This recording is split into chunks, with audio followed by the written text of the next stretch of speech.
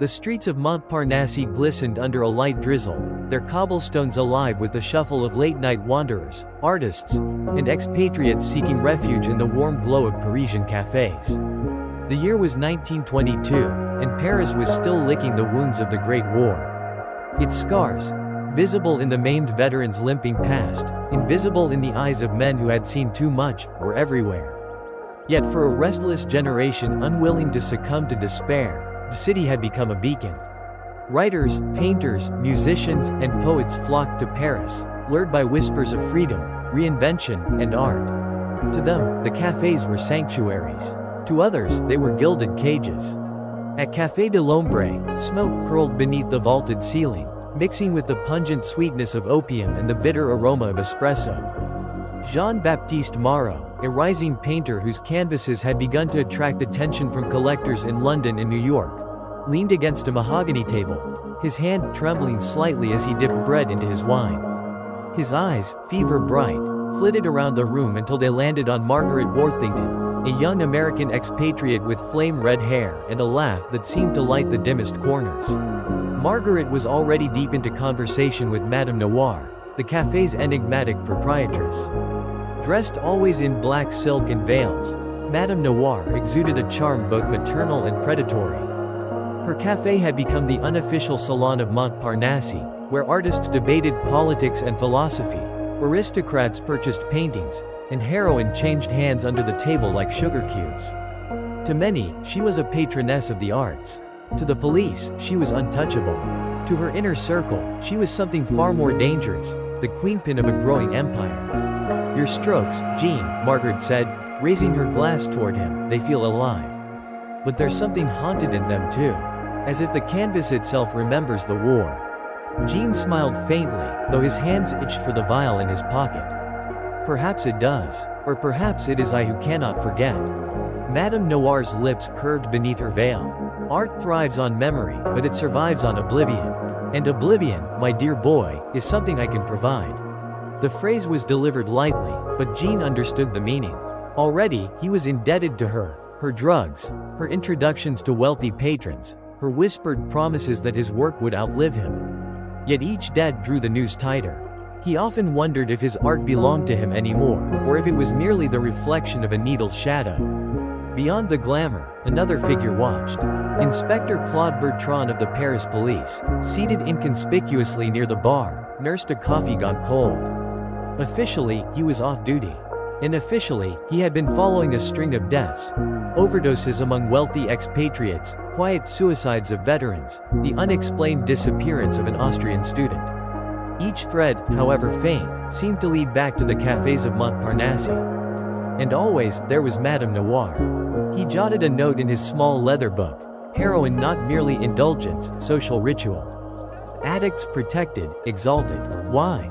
Meanwhile, Henri Lacost, a polished man in his 40s with the manners of an aristocrat and the instincts of a predator, entered the café. He was the architect of the network's finances, laundering profits through art sales and discreet investments in London banks. To the outside world, he was a philanthropist and collector. To those in the know, he was the spider at the center of the web. "Claude Bertron again," Henri murmured to Madame Noir as he passed her table, his eyes flicking briefly to the inspector. "He watches too closely." "Let him watch," Madame Noir replied softly. "The more he sees, the less he understands."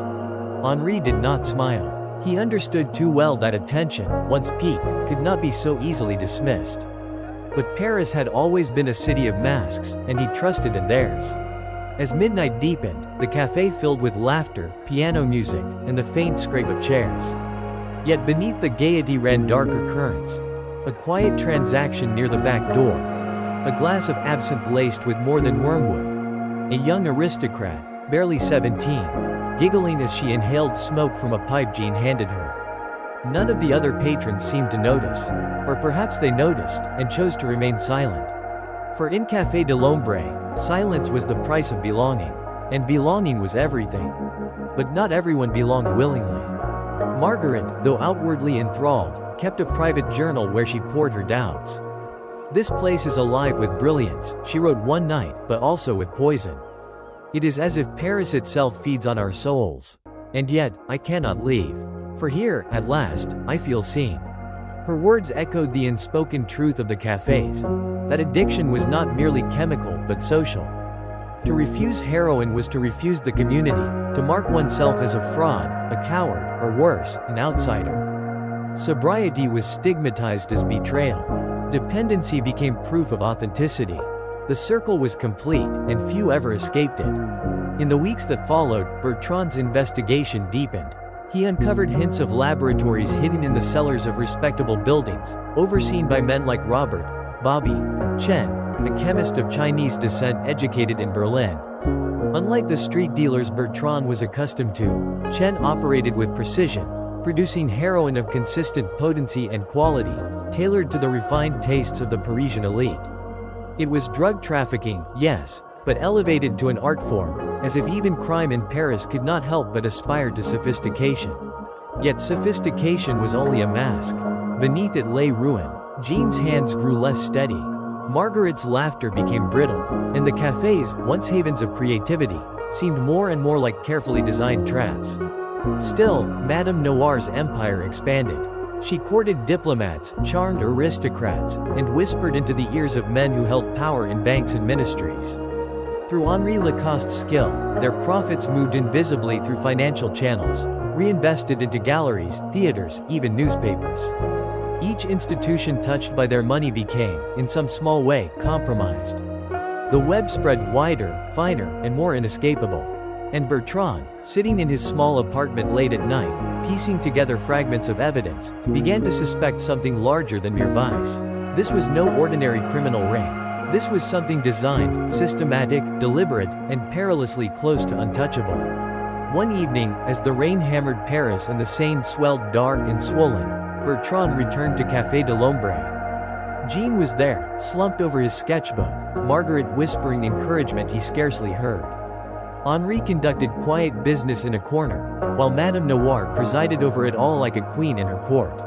Bertron felt a chill as he realized the truth. This was not a café. It was a theater. Every patron played a role, whether they knew it or not. And he, too, was being drawn into the performance. The curtain had risen. The first act had begun. The year turned, and Paris seemed to grow darker even as its cafés glittered brighter. The Roaring Twenties, as the Americans liked to call them, roared most loudly in Montparnasse. Jazz spilled from cellar clubs, the perfume of absinthe and sweat clung to midnight air, and everywhere the promise of liberation disguised chains invisible to the naked eye. For Jean Baptiste Maro, the chains tightened daily. His canvases still sold. Henri Lacoste made sure of that, but his work no longer felt like his own.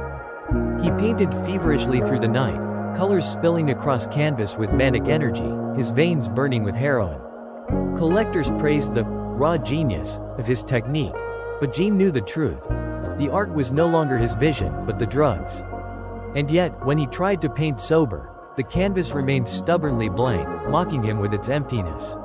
"You mustn't resist it," Madame Noir whispered one evening as she stood beside him, her hand resting lightly on his shoulder. "The drug does not control you. It frees you. Without it, you are a prisoner of memory. With it, you transcend." Jean wanted to believe her. He wanted to believe that his brilliance was not a hollow trick. But the price of transcendence was rising, and already he felt the toll. Margaret Worththington had her own battles. She had come to Paris to escape the suffocating propriety of New England society, to reinvent herself among the artists and dreamers. And at first, the cafés seemed paradise. Here, no one judged her accent, her lineage, or her bold opinions. Here, she was free.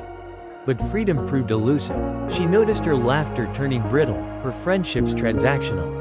Jean drifted further into haze. Conversations once alive with poetry and politics now circled endlessly around needles, powders, and pipes. Even her writing, once her passion, gathered dust as she succumbed to the rhythm of the café nights. Still, she could not leave. To leave would be to return to a world she had rejected. And in Montparnasse, leaving meant betrayal, not just of others, but of herself. For Claude Bertron, the inspector whose patience was legendary, the cafés were puzzles. Each visit brought new fragments of the picture. Aristocrats indulging in secret debaucheries, students disappearing into basements never to return. veterans exchanging loyalty medals for syringes. Yet evidence remained elusive. The system was too clever, too polished. Dealers posed as waiters. Transactions masqueraded as art sales. Debts were hidden in ledgers that appeared legitimate even under scrutiny. One evening, Bertrand trailed a young baron from the Café de l'Ombre to a townhouse on Rue de Lille. There, behind velvet curtains, he witnessed a gathering of aristocrats and artists, all of them high, all of them laughing too loudly. Among them was Henri Lacost, speaking softly to a banker whose name Bertrand recognized from government contracts. Their conversation, though obscured, carried the unmistakable cadence of business. Bertrand scribbled another note: money flows not downward but upward. Drugs as currency. Corruption at highest levels. The realization chilled him. This was not a criminal infestation in society's gutters. It was a parasite lodged in the heart of Paris's elite. Meanwhile, Robert "Bobby" Chen expanded production. A former student of chemistry in Berlin, Chen ran clandestine laboratories disguised as printing houses and textile workshops. His heroin was refined, pure, and consistent, an industrial product for a discerning clientele. He prided himself on professionalism, even as his conscience withered. To Chen, it was simply business. Art requires tools, he once told Henri Lacoste. I supply the tools. Without me, they are merely dreamers with empty canvases. Henri, ever pragmatic, agreed. He saw heroin not as poison but as leverage. An addicted artist painted faster, sold faster, and spent faster. Dependency ensured loyalty. And loyalty could be monetized. The model was elegant, profitable, and devastating. As winter gave way to spring, cracks began to show. Rumors swirled of deaths hushed up by bribes. A young aristocrat, barely 16, was found unconscious in a hotel. Her name whispered in salons but suppressed in newspapers. A photograph surfaced, passed hand to hand in whispers, showing her surrounded by men twice her age, all in a state of euphoric ruin. The scandal threatened to erupt, but Madame Noir's network moved swiftly. Witnesses disappeared, papers were bought, the photograph vanished. Only Bertrand retained a copy, hidden in his locked drawer. He stared at it often, not out of prurience but out of grim determination. This was the crack in the mask, the proof that beauty concealed rot. But proof alone was not enough. He needed allies. Allies, however, were scarce. Within the police, corruption ran deep. Some officers enjoyed the café nights too much to interfere. Others feared Madame Noir's reach. Even Bertrand's superiors advised him to let it lie. But he could not. The deaths weighed on him. The photograph haunted him, and his instincts told him the network was spreading beyond Paris.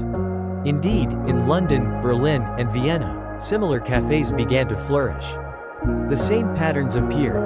Art and drugs entwined, wealth siphoned, secrets gathered. Intelligence agencies grew uneasy. Whispers reached Bertrand through discreet channels that Madame Noir's people were not only peddling heroin but selling secrets, diplomatic cables, military plans, financial records, gleaned from intoxicated aristocrats. The line between crime and espionage blurred. Margaret noticed the shift too. She overheard conversations laced with strange words, contracts, markets, shares. At first, she dismissed them as idle chatter of businessmen slumming among artists. But gradually, she realized these were not casual remarks but coded discussions. Art sales were covers for laundering. Investments were manipulated to favor those in the circle. Entire fortunes were being moved under the veil of cultural patronage. She tried to warn Jean. Don't you see? We're pawns in their game. They don't care about our art, they care about control. Jean, eyes glazed, only shrugged. If the game gives me paint and canvas, let it be. Her heart sank. The man she admired was slipping away, consumed not only by drugs but by the very system that promised him immortality.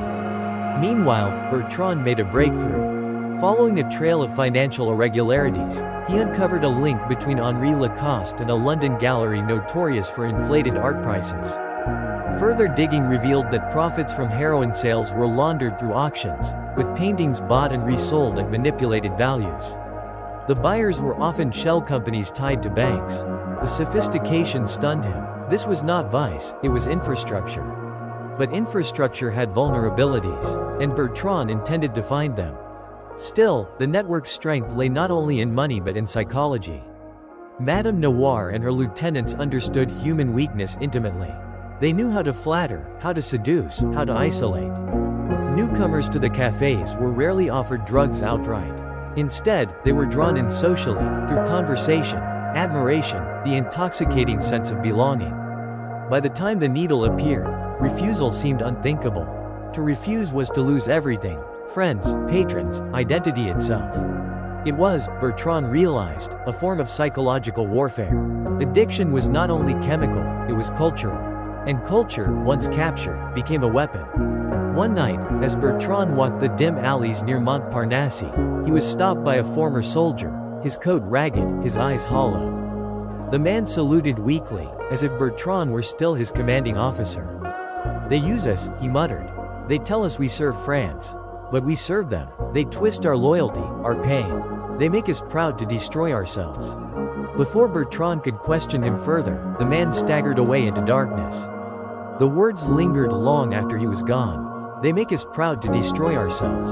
That, Bertron thought, was the essence of the system. By summer of 1925, the conspiracy had grown too large to ignore. Reports of overdoses in London, political scandals in Vienna, and financial collapses in Berlin all traced faint lines back to Paris. Yet still, the cafés thrived, their laughter and music louder than ever. The mask held firm, dazzling those who wished to be dazzled. But masks could crack. And Bertron was patient. He knew the performance would not last forever. The stage was set for revelation. The second act was nearly complete. By 1926, Paris was no longer the only stage. What had begun as a hidden empire in Montparnasse had unfurled its banners across Europe.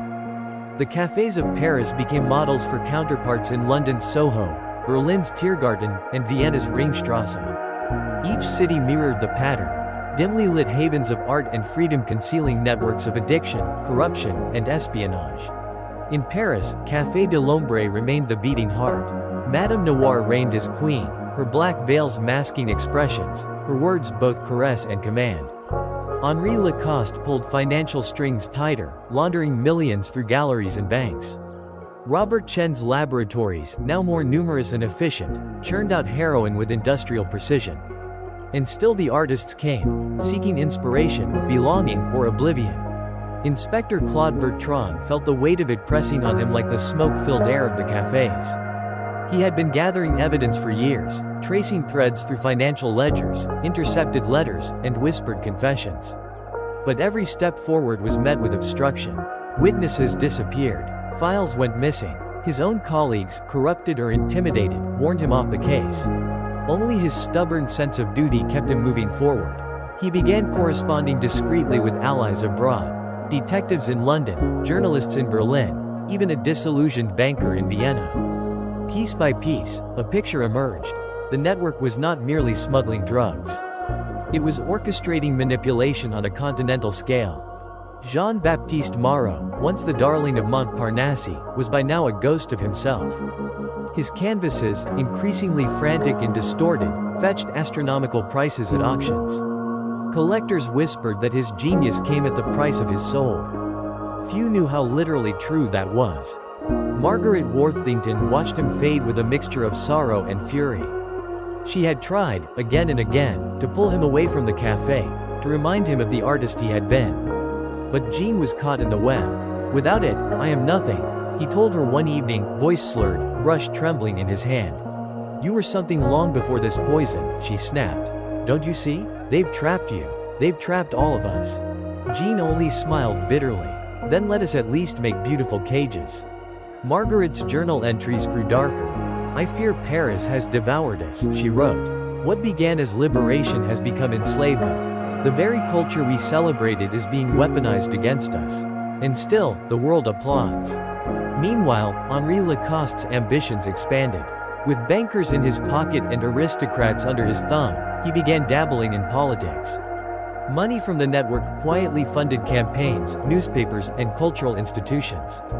Those who questioned the source of his wealth found themselves silenced, sometimes by bribes, sometimes by scandal, sometimes by sudden misfortune.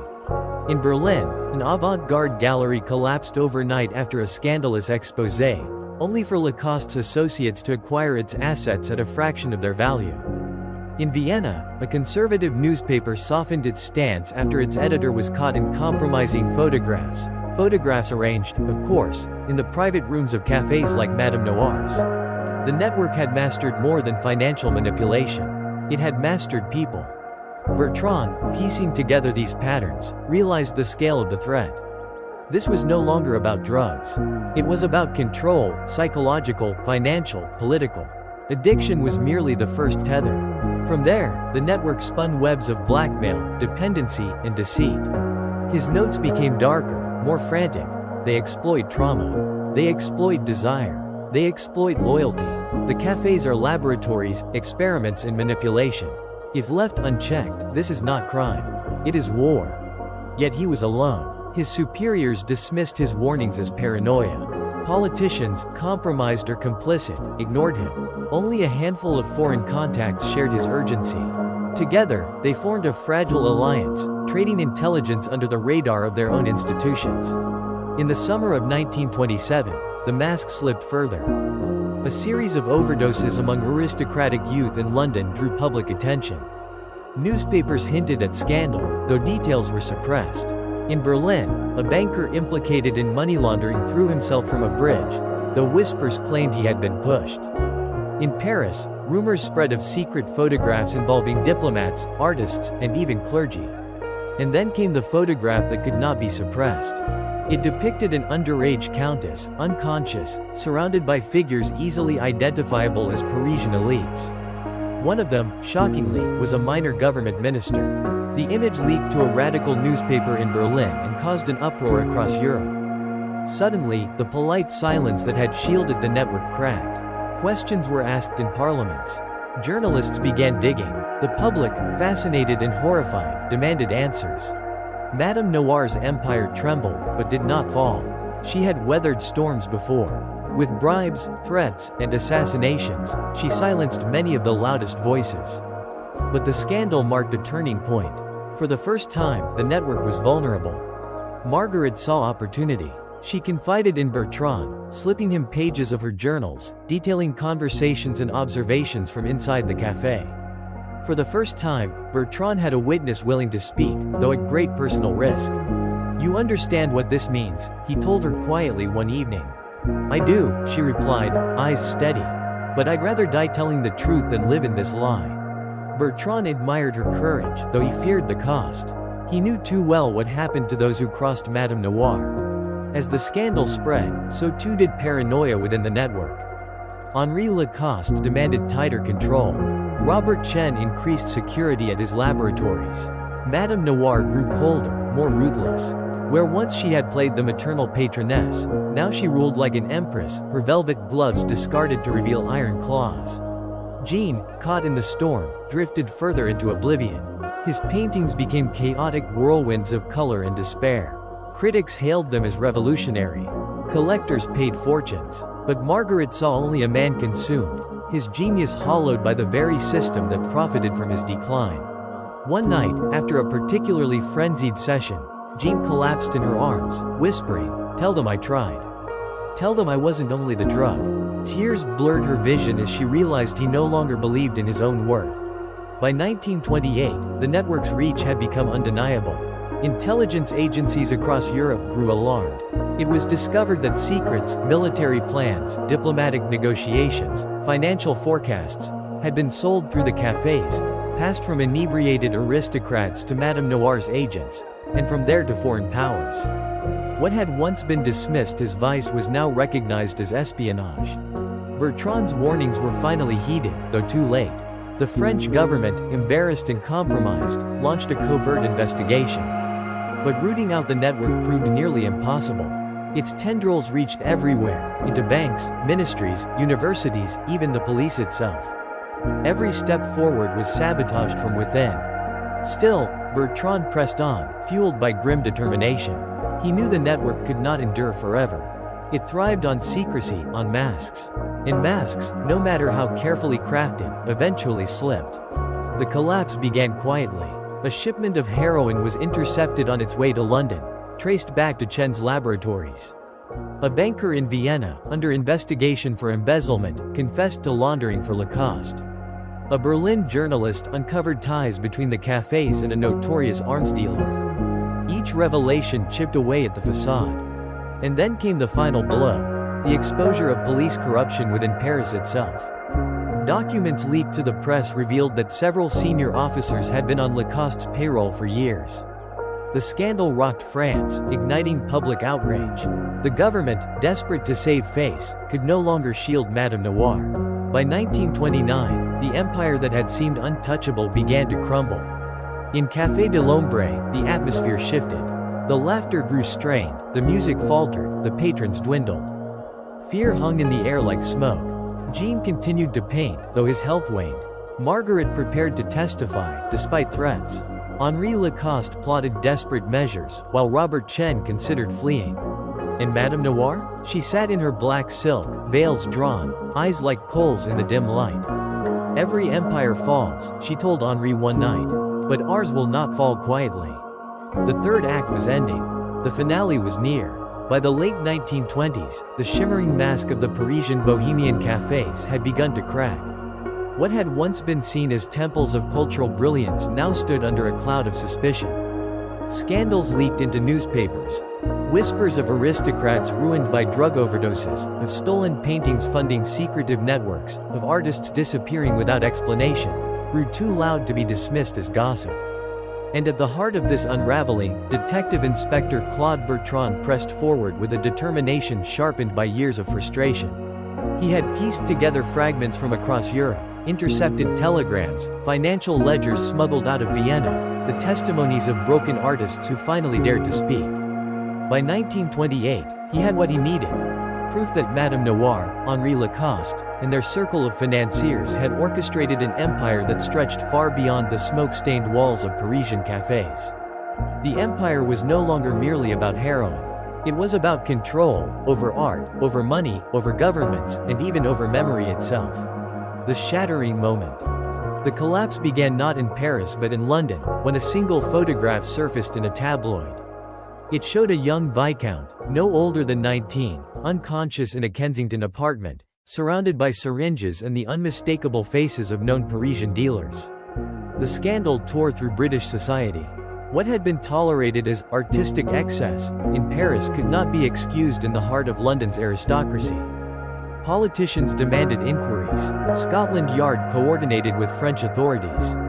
Bertrand seized this moment. He presented the Paris prefecture with files documenting years of cover-ups, bribery, and suppression of evidence.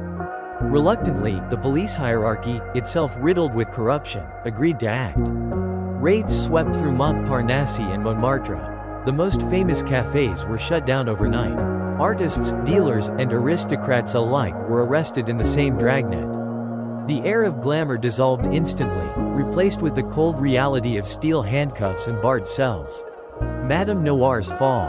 The enigmatic Madame Noir, who had cultivated her reputation as both a patroness of art and a whispering goddess of temptation, was caught attempting to flee across the Swiss border disguised as a widow. Her trial became a spectacle. Newspapers splashed her name across Europe, painting her alternately as a monster and as a tragic figure destroyed by the very darkness she had wielded. In court, she refused to name her accomplices, but her silence condemned her.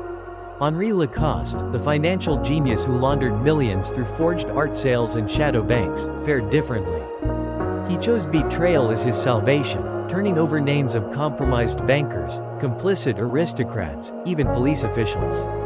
His testimony helped dismantle the network's infrastructure, but it earned him eternal infamy among his former comrades. He lived out the rest of his years in protective custody, a man both reviled and feared. The artist's ruin. While the criminal leaders fell, the artists paid a quieter, more devastating price. Jean Baptiste Maro, once hailed as a visionary, succumbed to his addiction in 1929 before the trials could even begin. His final canvases, smeared with desperate strokes, were auctioned posthumously, their value inflated not by genius but by scandal. Margaret Worththington, broken and nearly unrecognizable, disappeared into obscurity after testifying against the dealers who had fed her habit.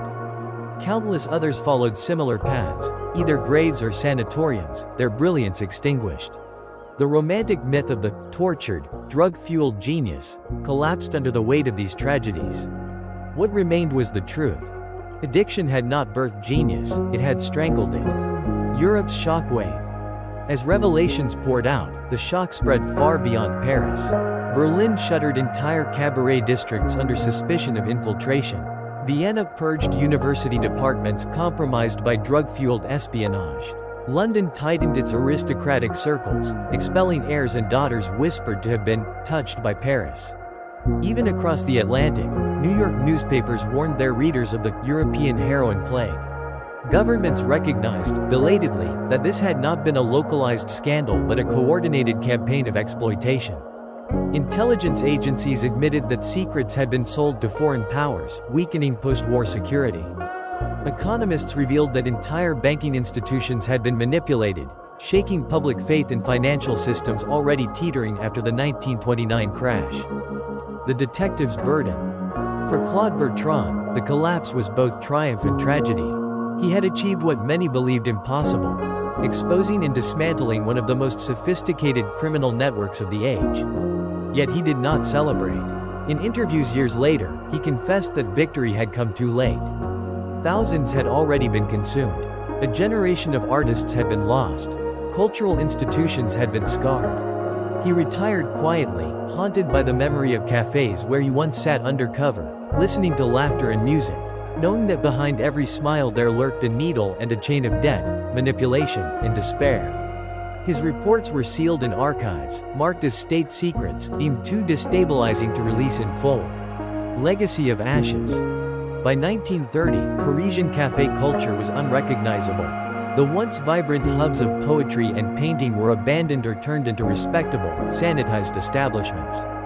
The avant-garde movement, tainted by its association with drugs and crime, lost much of its public support.